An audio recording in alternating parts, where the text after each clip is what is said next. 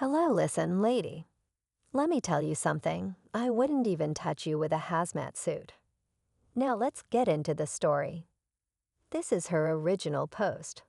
She starts out and says, "Hello and thank you for reading my post.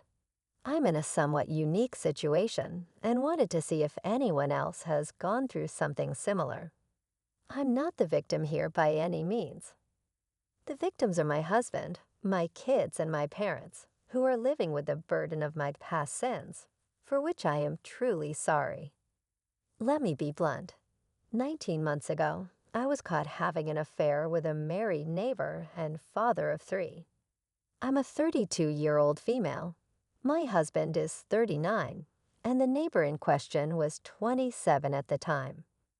For confidentiality, I'll call the neighbor Steve, my husband Jim, and myself Amy. As stated, I made a terrible mistake having the affair with Steve, which began a little over 2 years ago. Okay, wait a minute. Now she said 19 months before. That's when she was caught.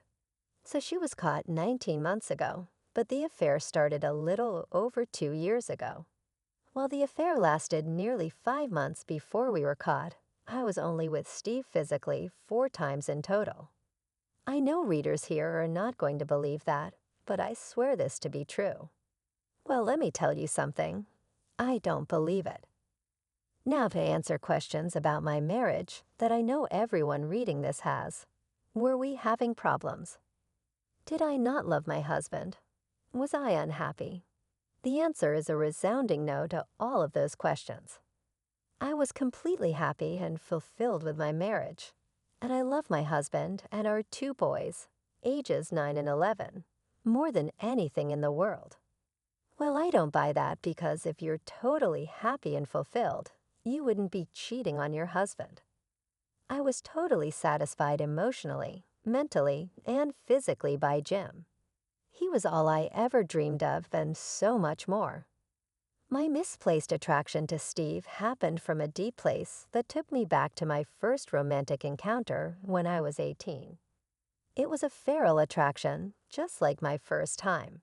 So she's saying it was like a wild animal instinct inside me that made me do this. In high school, I dated 4 boys, but nothing serious beyond a quick kiss at the end of the night. In fact, I viewed all those guys as friends since we all grew up together. Then one day, I was invited to go to a barbecue that a friend's parents were having. There I met Charles. Charles was my friend's cousin. From the first time I saw him, I was taken. At the time, he was 20 and I was 18. From the moment we met, we couldn't keep our eyes off each other. I don't know what it was, but there was just something between us that drew me to him like a magnet to steel or a magnet to metal. She says, we started talking at the barbecue, and he had to leave for work, so we exchanged numbers. The following day, Sunday, we met for ice cream in the evening and took a walk. We talked for hours, totally immersed with each other, and just spontaneously started kissing each other. He invited me back to his apartment, and there I had my first experience. So this girl had never been with a guy before. And in fact, she looked at all the guys that she had gone out with as just, kind of friends. But then she meets this guy that gets her juices flowing, and within, 24 to 36 hours, she's having her first experience with the guy. See how easy it is when a woman really wants you guys. It was magical, better than I ever dreamed. Something about Charles just excited me and made me want to give him every part of me. To this day, I can't describe it. It was subconscious. I couldn't resist. Beyond the physical relationship we had, absolutely nothing in common. In fact, we were actually incompatible. I broke it off with Charles 11 months later after the passion wore off. A year later, I met my now husband, Jim. Now listen to this very closely, guys. While sparks didn't fly early on with him like they did with Charles, over time I developed a deep love for Jim that was beyond anything I had ever felt. So what that tells you right there is all Jim, who is now her husband, was not her first choice. You don't want to be in that position with a woman. You want to be her first choice. If you're not, you're going to have potential problems in that marriage. And we're going to see what happens here, but you can see that the guy that really rocked her world and got her juices flowing was Charles. It's just very likely that this Charles may not have been a relationship type of guy, or maybe he was a guy that didn't have a bright future. But he was the guy that really turned her inside out. Jim, on the other hand, was, we're going to find out, more of a good guy. He's a stable guy. He's a high earner. Those are the kinds of men that women want to marry. Whereas Charles, on the other hand, is the kind of guy they want to be with physically. He checked all my boxes, and I knew he was the one. Now she's talking about Jim. We were married a year later, and our marriage had been 13 years of joy until I destroyed it. We were blessed with 2 wonderful boys that are the spitting image of their dad and have his awesome personality. I've given you all of these details because they are relevant to why I started the affair with Steve. Steve and his wife, Culver Marcia, moved into our neighborhood. They were the youngest couple in the development and were quickly welcomed by all the neighbors. Surprisingly, my husband and I are the second youngest couple, with the rest being in their 40s, 50s, and a few in their 60s. Steve and Marcia were invited to a neighborhood picnic, and it was there that he and I first locked eyes. It was exactly the same vibe. I got when I first locked eyes with Charles at that family. Barbecue so long ago, so here's another. Guy that gets her juices flowing inside. The next time I locked eyes with Steve was at the car dealership where he worked in finance. We were in the market for a new SUV, so at the picnic, when my husband found out Steve worked at the dealership, they started talking. We went the following week to look at cars. Steve made sure the salesman gave us a good deal, and Steve got us great financing. Throughout the closing process, Steve and I were making eye contact with each other, but my husband didn't notice. Isn't that terrible? I mean, that is just disgusting. A few days later, I had to bring the vehicle back into the dealership to have mud flaps installed, and it was there that Steve and I had our first inappropriate meeting. Now, when I first read this, I was thinking, oh no, don't tell me that she did it with this guy at the dealership during the daytime, and that's not the case that you're going to see. When he saw me in the lounge, he came out to greet me. He asked me to come back to his office as he had some additional information about the financing to discuss. We sat down, and he got coffee for the both of us, and we started chatting just like I did with Charles. He then blurted out and told me that he wanted to speak to me alone to discuss how he was feeling about me. He said he felt such a vibe and said he saw me glaring at him. I told him I feel something, but it's wrong. He said he knew it was wrong, but didn't care. He wanted me. Fast forward to the following morning, when we had our first intimate engagement at his house after our kids went to school and our spouses left for work. Oh my gosh, by the way, my Jim has a good job, and Marcia is an LPN, a licensed practical nurse. As I stated, Steve and I only had physical relations 4 times during the entire 5-month period. Fast forward, there was absolutely no love connection between us, as I loved Jim and Steve loved Mar. What we had was just physical, and I have to be honest, the physical part was not as good as what I had with my husband.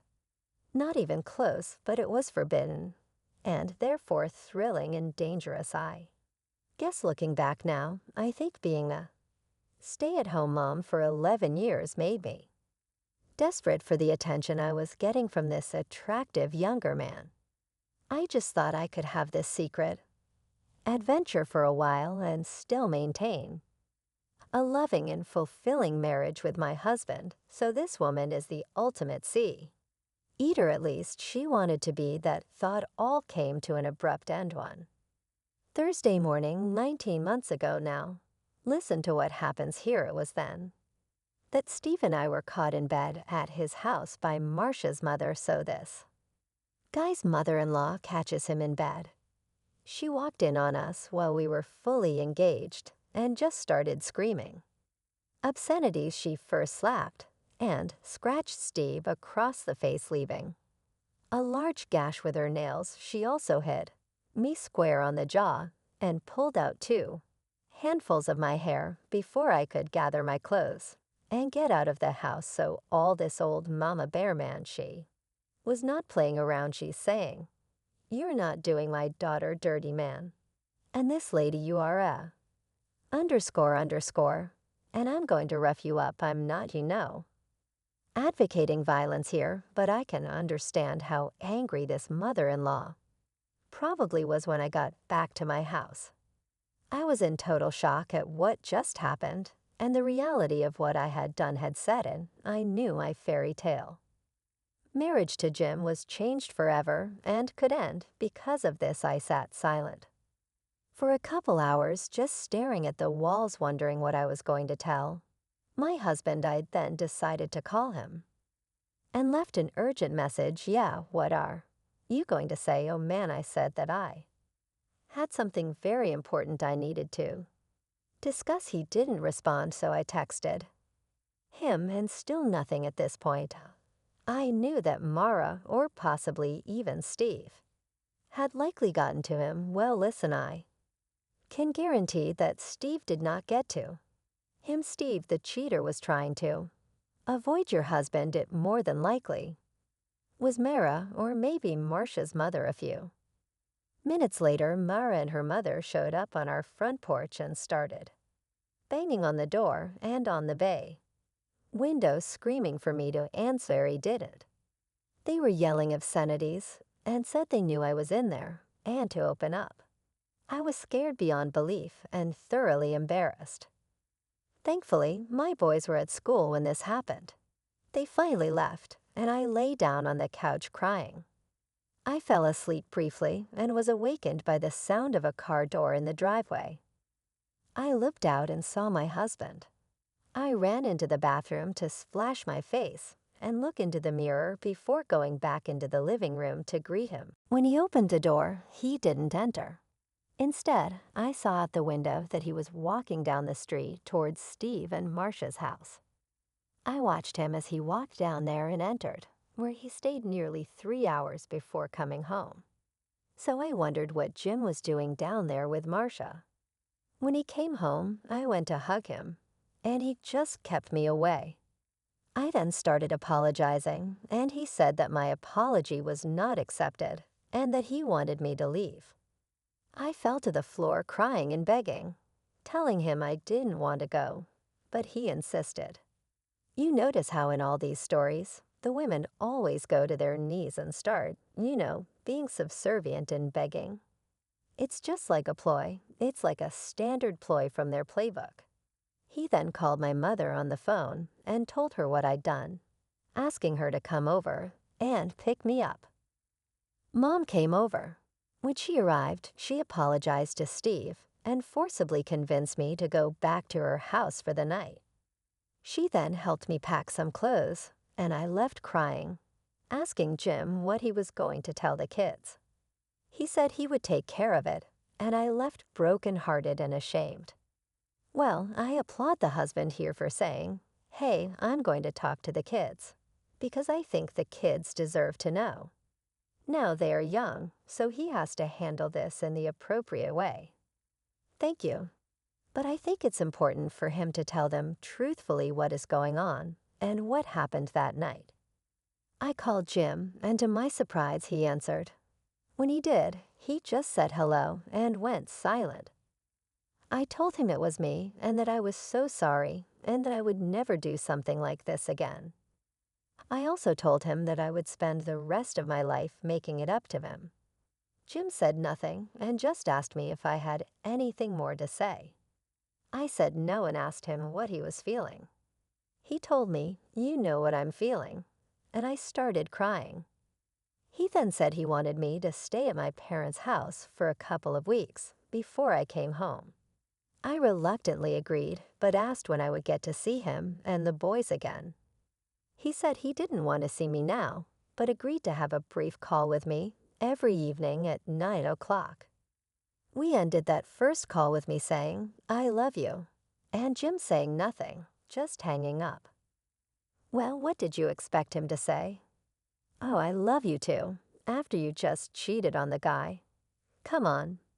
Our call the following night went the same, with me apologizing and Jim being silent until I quit talking. He then told me that he wanted a divorce. Could move Jim. Hearing this, I melted and begged him for another chance. He refused and said he knows he'll lose half his hard-earned assets. Then in the next breath, he said he'd give me everything he owns if I just disappear and leave him and the boys alone. So at that point in time, this guy is thinking, I just want to get this woman out of our lives. I broke down and told him, "You don't mean that, Jim." And he said yes, he does. We ended the call, and I cried all night. I then started thinking of what I could do to make him stay, and came up with a plan to offer him a postnuptial agreement that would be so favorable he couldn't refuse. All I wanted was to get a second chance to prove my love to him, no matter what the cost. The following week, while Jim was meeting with his divorce attorney, I was meeting with a divorce attorney myself, not to prepare for divorce, but to create a postnuptial agreement to present to Jim before I received the divorce papers. I went to 4 different attorneys before I found one who specialized in postnuptial agreements and who was willing to create such a lopsided agreement. Lopsided in that my husband would receive nearly all the benefit in exchange for remaining married to me for a period of time, thus giving me a second chance at love. Unfortunately, Jim's attorney completed the divorce papers in just 11 days, and I was served at my parents' house 2 days later. I had Jim served with a proposed postnuptial agreement.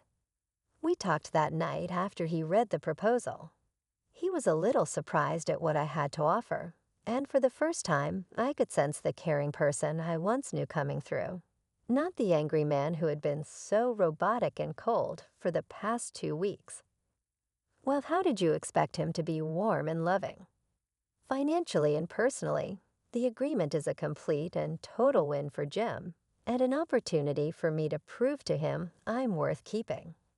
I'm not going to get too specific on what the postnuptial contains, but I will confirm that it does enable Jim to keep nearly all of our marital assets if we stay married and living together for at least 30 months. Additionally, if I were ever to be unfaithful again and we divorce, I lose all claims on our marital assets. I get nothing and forego any alimony and child support payments. The agreement also calls for me to get a full-time job within the next 6 months and begin contributing to an appropriate share of our household expenses. Finally, my husband can see other women if he chooses throughout the remainder of our marriage. So she's offering him an open marriage. I know Jim would never be unfaithful. It's not in him. But I want him to know I love him enough to give him this option. No, the reason why you're putting it in there is because, like you said, you know that's not him and he's never going to be unfaithful, so you have no risk there. Don't try to fool us. To my surprise and delight, Jim accepted the offer with one additional stipulation. Jim, what are you doing? You need to divorce this woman. The clause Jim wanted added stated there is no requirement for us to sleep together or have any type of marital intimacy during the remainder of our marriage. I was saddened and hesitant to agree to this, but finally did, as I felt with time I would win back his respect, trust, and passionate love. Things have not gone as I thought, and that's why I'm here. We are now 17.5 months into our second marriage, as I call it, and our relationship is one of being housemates raising our boys. Don't get me wrong, I thank God every day for the second chance. I've been given, but what we have wouldn't qualify as a marriage. It's more like we are 2 divorced people cohabitating. Since my affair, Jim has shown absolutely no affection towards me whatsoever. I mean nothing, not even a kiss or a hug. He won't even let me near him to express any type of affection, although I do get in for a hug and a kiss occasionally before he can block me. But I can tell he doesn't like it, so I don't do it very often. Even so, he requires me to submit monthly to at-home STD testing. So even though he's not touching me, he's saying, "Woman, I don't trust you, so I want you tested every month for STDs." Oh wow, man. Also, since the affair, Jim will not go out in public with me, even to family events. While he's embarrassed of you, he's ashamed. When our boys have games, we alternate. When it's my turn, Jude shows up at the games but doesn't sit with me. Instead, he normally stands on the sidelines with other fathers and acts like I'm not there. The only time we go out together is when we go out of town or on vacations, which we do often. When we travel, he orders adjoining rooms with 2 queen beds each. The boys stay in one room, and we stay in the other in separate beds. I look forward to every trip, as these are the times we are closest and where I've almost been able to break through to him. I've pointed this out to Jim and have suggested moving from our neighborhood, as I know if we did, we could start anew. Jim refuses and says the only way he will move from the neighborhood is if he gets a job promotion that requires him to relocate. If not, he plans to stay in our current home until our boys graduate high school.